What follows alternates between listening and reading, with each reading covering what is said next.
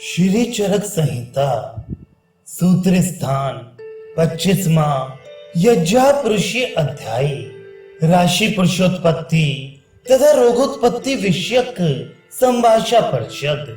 अब यज्ञा पुरुषीय अध्याय की व्याख्या की जाएगी। जैसा कि भगवान आत्रेय ने कहा था, संभाषा परिषद का उद्देश्य प्राचीन काल में जिसने धर्म का प्रत्यक्ष कर लिया है, ऐसे भगवान पुनर्वसु के पास एकत्र हुए महर्षियों के बीच में आत्मा, इंद्रिय, मन और उनके अर्थों का जो ये समुदाय पुरुष है, उसके और रोगों की प्रथम उत्पत्ति के कारणों को निश्चय करने के लिए ये कथा प्रारंभ की गई।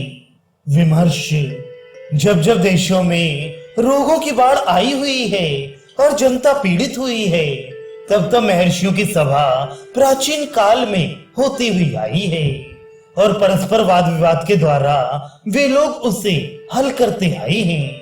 ये सभा भी उसी तथ्य का सूचक है। यहाँ ये कथा प्रारंभ की गई है कि आत्मा, इंद्रिय, मन, अर्थ के समुदाय स्वरूप इस पुरुष की तथा इस पुरुष में होने वाले रोगों की उत्पत्ति किस प्रकार हुई। यद्यपि रोगों की उत्पत्ति का कारण, लक्षण, चिकित्सा आदि सृष्टि की उत्पत्ति के पूर्व ही ब्रह्मा ने बता दी है, फिर भी समय समय पर तत्कालिक विद्वान एक गोष्ठी कर नूतन और विस्तृत मार्ग अपनाया करते थे। इस सभा में भी सर्वप्रथम पुरुष और रोगों की उत्पत्ति कैसे हुई, इस पर प्रकाश डाला गया है।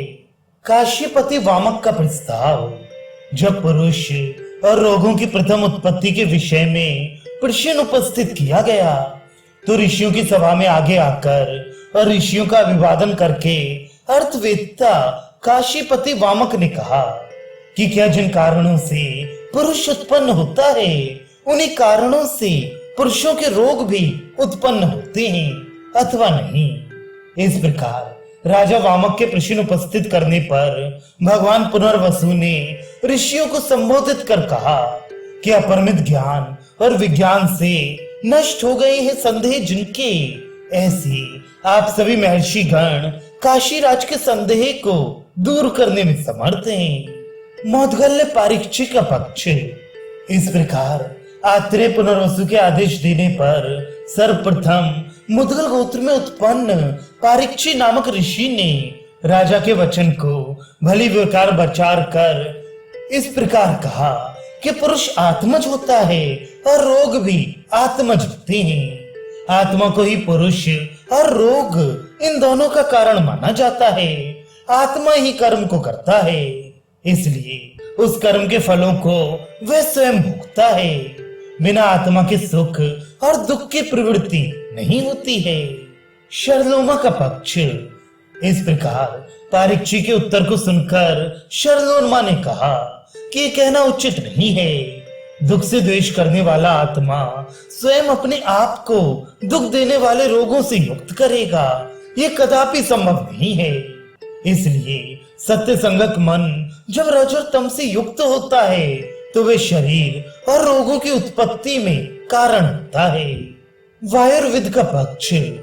इस प्रकार शरलोमा के वचन को सुनकर वायुर्विद ने कहा कि यह कहना उचित नहीं है।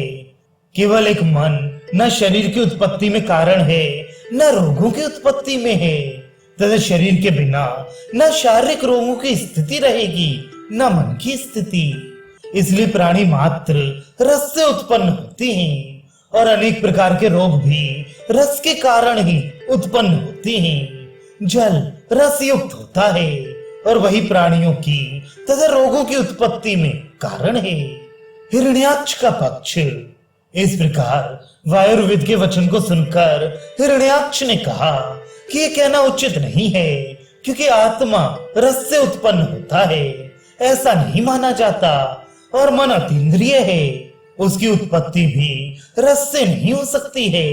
यदि रस से रोगों की उत्पत्ति मानी जाए, तो यह भी कहना उचित नहीं है, क्योंकि आसत्तम में शब्द, स्पर्श, रूप, गंध से भी रोगों की उत्पत्ति होती है। पंच धातु से पुरुष की उत्पत्ति और शर धातु से ही रोगों की उत्पत्ति होती है। प्राचीन विद्वानों ने चिकित्सा के लिए उपयोगी इस राशि पुरुष को पूर्ण परीक्षा करने के बाद षड्धातुज माना है। कौशिक का पक्ष। ऐसा कहते हुए कुशिक हिरण्याक्ष से कौशिक ने कहा कि यह कहना उचित नहीं है, क्योंकि माता पिता के बिना षड धातु से उत्पत्ति कैसे होगी। पुरुष से पुरुष, बैल से बैल, घोड़े से घोड़ा और प्रमेय आदि रोग पिता से होते हैं। अतः पुरुष और रोग की उत्पत्ति में माता पिता कारण है। भद्रकाशी का पक्ष।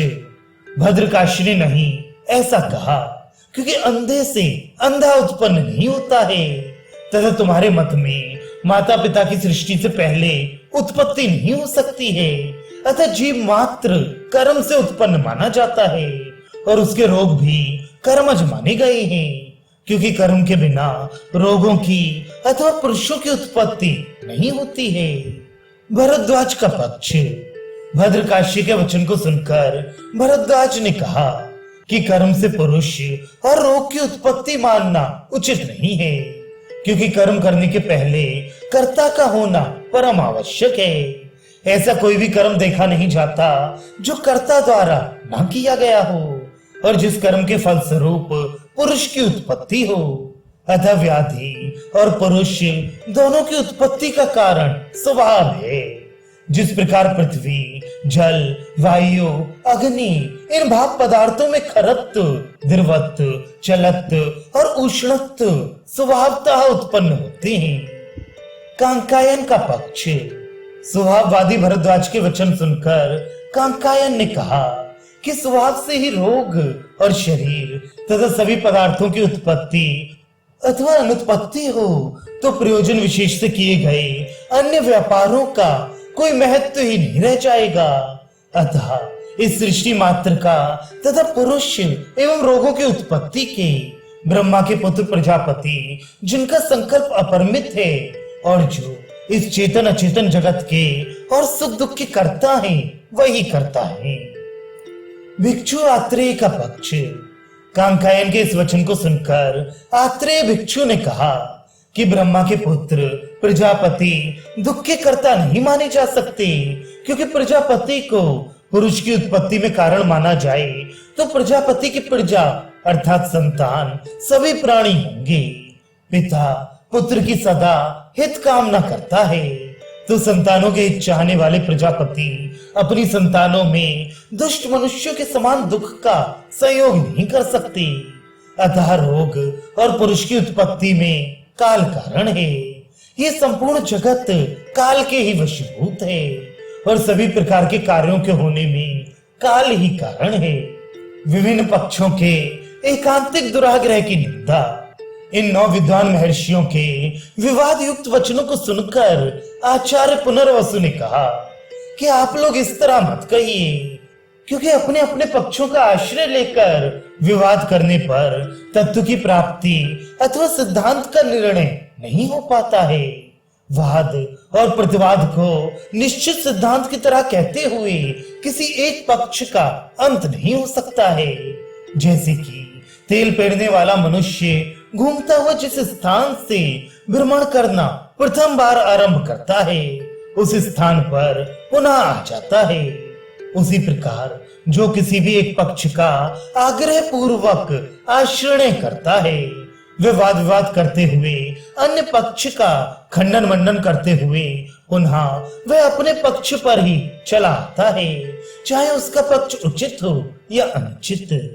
इसलिए वाद विवाद की प्रक्रिया को छोड़कर अध्यात्म अर्थात निश्चित सिद्धांत की चिंता करनी चाहिए, क्योंकि जब तक अज्ञान रूपी तम का नाश नहीं होता है, तब तक ज्ञान करने योग्य सिद्धांत विषयों का ज्ञान नहीं होता है। पुनर्वसु आत्रेय का समन्वयात्मक मत। आत्रेय पुनर्वसु का सिद्धांत, जिन भावों की संपत्ति पुरुष की उत्पत्ति में कारण है, उन्हीं भावों की विपत्ति अनेक प्रकार के रोगों को उत्पन्न करता है। विमर्श। आचार्य ने बुद्धिमता पूर्वक प्रत्येक विद्वानों के मतों का आदर करते हुए बताया है कि आप लोगों की उक्ति अंशतः ठीक है। और जिसके समान रूप के रहने पर पुरुष की उत्पत्ति होती है, उन्हीं मूल वस्तु में विकृति आ जाने से रोगों की उत्पत्ति होती है। यद्यपि सभी विद्वानों का पक्ष एकांगी है, पर यदि यहाँ पर सभी मतों का आचार्य खंडन करने लगते तो दूसरा व्यक्ति अपने पक्ष का मंडन करने के लिए प्रस्तुत हो जाता। फलतः काशीपति के प्रश्न का समाधान ना होता। इस विषय में आचार्य का क्या मत है, ये बात उन्होंने यहाँ नहीं बताई है। वस्तुतः सभी मत किसी न किसी अंश में सत्य हैं, पर सिद्धांततः समुदाय पुरुष एवं रोगों की उत्पत्ति में कारण होता है, ये आचार्य का मत है और इसका वर्णन विशेष रूप से आगे किया जाएगा।